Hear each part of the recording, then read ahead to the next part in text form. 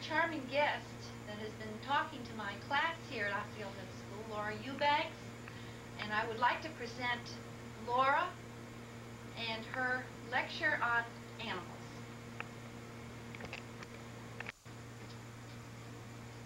Hi, I'm Laura, and I'd like to start things off with trying to explain a word that is commonly used in the animal rights movement. The word is speciesism. Can anyone out there explain what racism or sexism means? Racism is when you discriminate against someone because of the color of their skin or maybe the country that they were from. Sexism is when you discriminate against a person because of their sex, whether they're a man or a woman. Now, can anyone try to figure out what speciesism could mean? It's when people discriminate against animals just because they're members of another species. I wrote it on the board up here with some people that are speciesists, because people who think like this are speciesists. Whether we're black or white, woman or man, human or non-human, we all suffer and feel pain, and pain is pain, no matter who is experiencing it. Did you know that chimpanzees and humans share 99% of the same genetic composition? They're more closely related to us than they are to gorillas. They can learn sign language, and they have incredible memories. But humans come up with all kinds of reasons to justify killing animals for profit or their pleasure. They try to convince us that that's why they're here. People who kill animals for their beautiful fur is one of the most disgusting to me. I'm going to show you a poster here, and it shows you just about how mean people can really be. These animals suffer for a reason that is completely unnecessary. The fur industry has no defense for what they do to animals, except they make lots of money from customers who buy these furs that are unaware of the cruelty behind them. The fur industry is a perfect example of speciesism. The animals that are trapped suffer excruciating pain beyond what you or I could ever imagine. The real price for a fur coat is the screaming pain of terror-stricken, tortured animals caught by the millions in these sickening traps and left to struggle in pure agony for days until the trapper comes to end the horror. Millions of what these trappers call trash animals also suffer, like dogs, cats, and birds. This awful trap has been banned in over 60 countries because of its cruelty, but it's still very popular here in the United States. We're fortunate that we're one of 3 states that has banned this trap. The other 2 states are Rhode Island and New Jersey. The poor animals bite at the trap trying to escape, and they break their teeth out in the process. And in some cases, they even chew off their own feet. Usually when they have babies to get to, they do this. If the animals are ranched for fur, they are kept in crowded, dirty wire mesh cages for their entire life. Their only escape is death by electrocution, poison, or having their necks broke.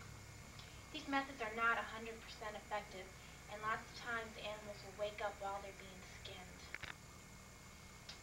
But nobody cares as long as their beautiful furs aren't ruined. Minks are very agile creatures. They love running, swimming, playing, and climbing. But for the 40 million minks on the world's mink ranches, they can only dream of a life like this. They run back and forth in their tiny cages. They actually go crazy. How can anyone justify this sick cruelty with the sake of money or showing off by wearing other animals' furs? I think the animals should be entitled to the fur on their back.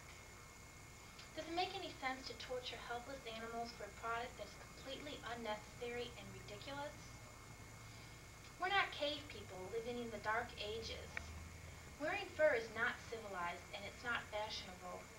It's the ultimate expression of human ignorance and callousness. When people stop wearing these furs, they'll help stop the suffering and show people what beauty really means. Animals do no harm to this planet. They want to live in harmony with us.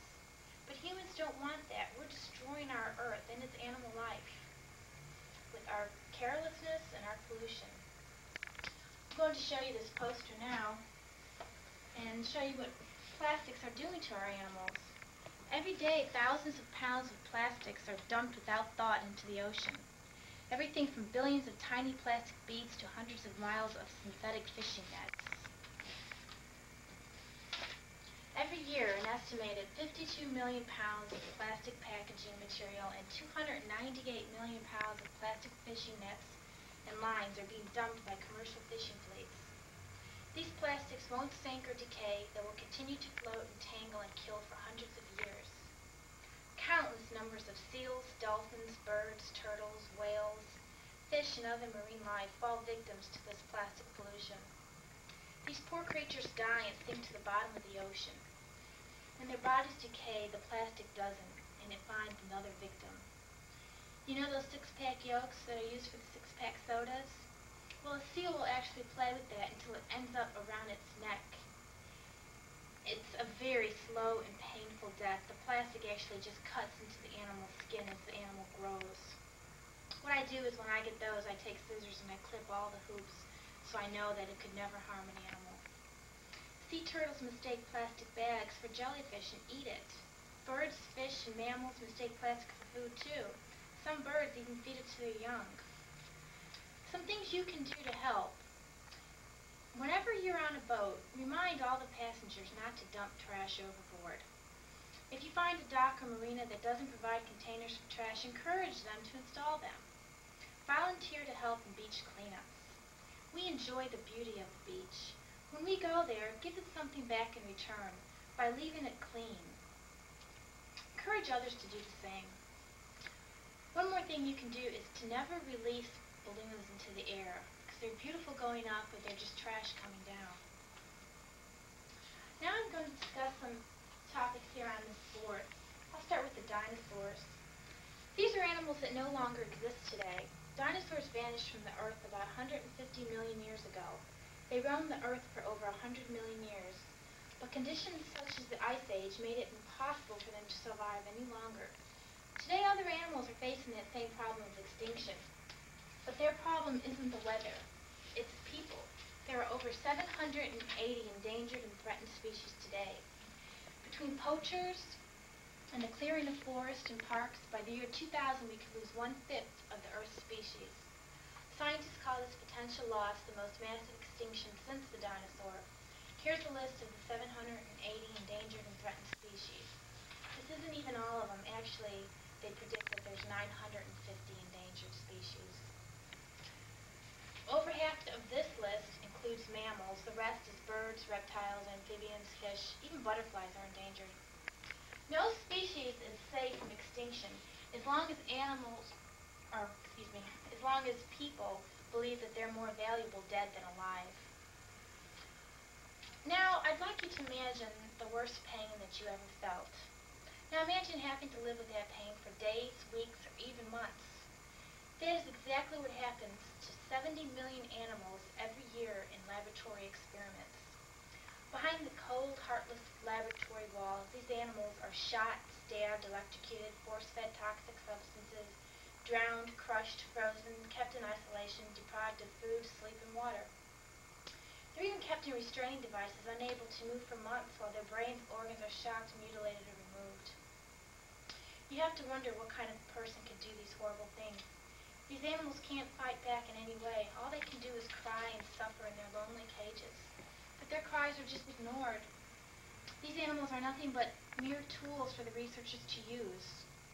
Anesthetics to stop the pain and painful experiments are not always used. They want the animals totally awake so it's easier to observe what's happening. Dogs usually have their vocal cords cut so the researchers won't be annoyed by their barks and cries of agony. The part that really makes me angry is that these experiments are not necessary.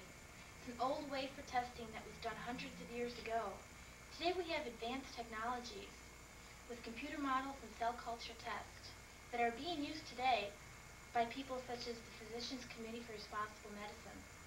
Using animals is primitive, misleading, repetitive, very expensive, and usually very meaningless. These experiments are not reliable. What works for animals doesn't always work for humans. Aspirin can kill certain animals, and penicillin, which is a miracle drug for humans, will kill the common laboratory animal, the guinea pig. So then we wonder, why do these experiments take place? The answer is money. When there's money involved, almost anything can happen. The researchers promise cures while they get rich off government funds. These researchers, who are perfect examples of speciesists, receive billions and billions of our tax dollars. How could they take an innocent little dog and force it to swallow something like floor wax, drain opener, or toilet bowl cleaner. Sit there and take notes on it, him or her, while it whimpers in agony. Should thousands of animals suffer like this so a new kind of detergent, cleanser, perfume, or lipstick can be put on the market? Don't we already have enough of these products?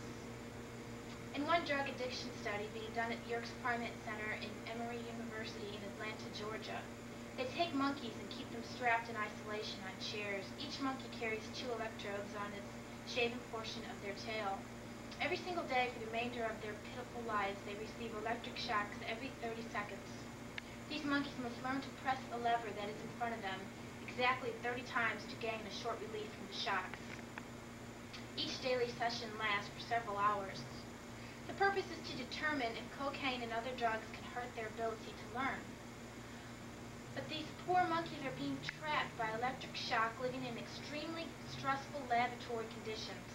This cannot possibly say anything about human behavior, since humans are not subjected to this torture when they are using these drugs.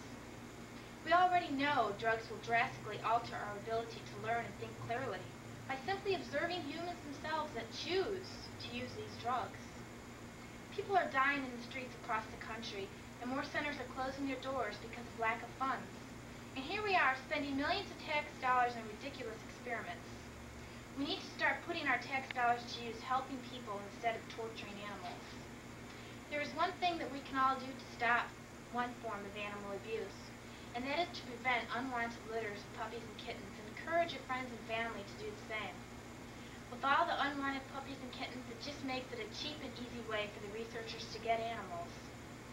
In the United States alone, there are 70,000 puppies and kittens born each day. This makes millions and millions of unwanted animals that only end up suffering. Only 1 of 10 dogs that survives to adulthood will ever find a permanent home. People abandon their animals all the time. They don't realize what kind of suffering an animal goes through alone in the streets. They have this vision of their dog chasing squirrels and having fun, or they think someone will pick them up and give them a home. Instead, they get hit by cars, which can be a slow, horrible death, or they starve or die of some disease like parvo or mange, and they won't suffer. The unwanted animals are humanely put to sleep, as you can see in these pictures in the center. The unlucky ones will end up in the streets or at the local pound, which in some cases is just a stop-off for the trips to the horrible laboratories. Either way, the stray usually ends up dying a slow, miserable, lonely death. There are 25 million homeless pets in America. This is why I would never buy a puppy from a pet store. I know they're really cute when you're playing with them through the glass, but these puppies, you have to remember that they're only bred for money. There are so many homeless, beautiful, unwanted, and mistreated animals at local pounds and at the Humane Society that need us to give them homes in order to save their lives. I found that a mistreated stray makes the most devoted and loving pet. They seem to know that you saved their life. I know this because I have 8 strays at home that I saved off the streets, along with countless other strays that I picked up and found homes for. I would like to discuss one more important topic, and that topic is hunting. It seems like the big bad hunters today all try to make us believe that they pay for wildlife habitat when they buy their license.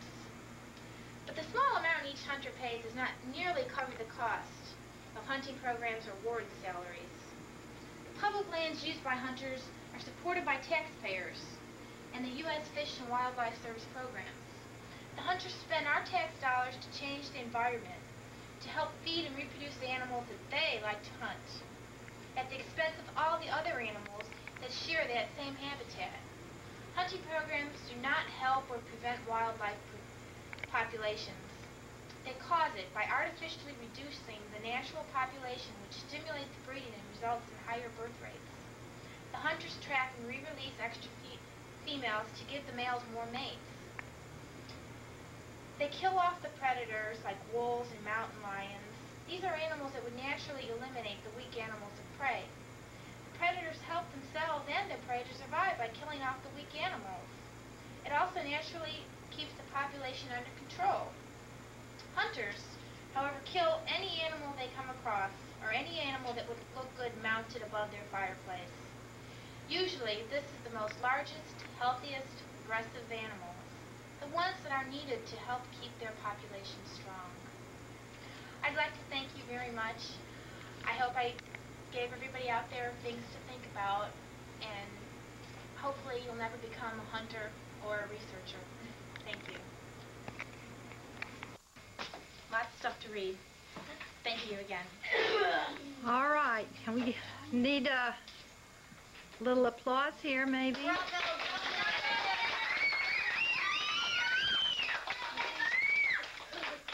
All right.